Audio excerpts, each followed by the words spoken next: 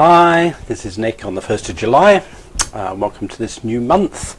A couple more thoughts today and tomorrow on this week's theme of self-leadership. And today I'm talking about one of the things I think is at the heart of navigating our self-leadership is understanding the two forces of inspiration and resistance. You know, another way of saying it, to be honest, could just be love and fear. Trust or lack of faith. You know, it's as simple as that. I'm not saying it's easy, but it's as simple as that.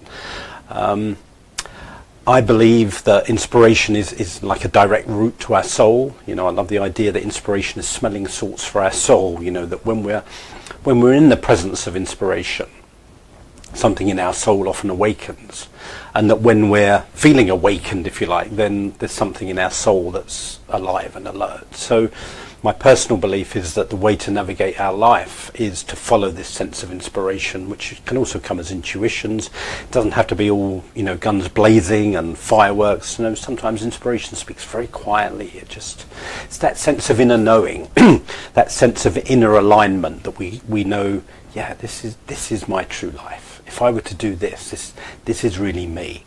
I think inspiration points us at what's really us, not just on a personality level, but on what I would call a soul level. Inspiration is pointing us to what's true for us on that soul level. So many of us kind of have that sense, you know, we know we can get inspired, we know, you know, our consciousness can expand, we know kind of things can awaken in us, but then what often happens for us is we kind of go, yeah, but that would never work, you know, who am I to think I could do that? You know, what if it goes wrong? What if it fails? You know, am I capable? Am I adequate? All those voices start to arise in us, and I call that collective arising of all those voices resistance.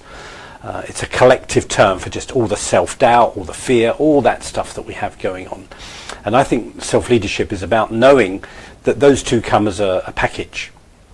That where there's inspiration, there's going to be resistance.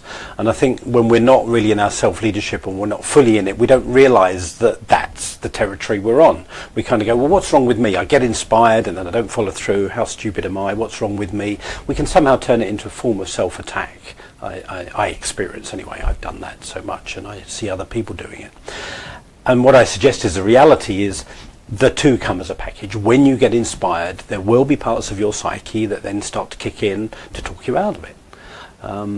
In the Sufi tradition, the spiritual, you know, Sufi spiritual tradition, I hear that they have an idea called the nafs. I think it's N-A-F-F-S. And the nafs are those forces that once we have a kind of an insight and an aha moment, they kind of want to send us back to sleep.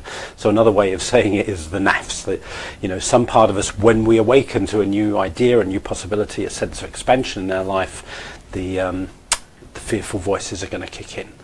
So it sounds so simple, but I would love everyone just to understand that that's the territory we're on. There's nothing wrong with you because that happens. It happens to all of us. It happens to me every time I get inspired about a new idea. The voices come up, the fears come up, the feelings come up. I've just learned to recognize what's going on and to navigate that better, and that's what I do when I work with people, you know, one-to-one, is just say, look, this is the territory. We're all on this territory. You know, the best in the world are on this territory, beginners are on this territory.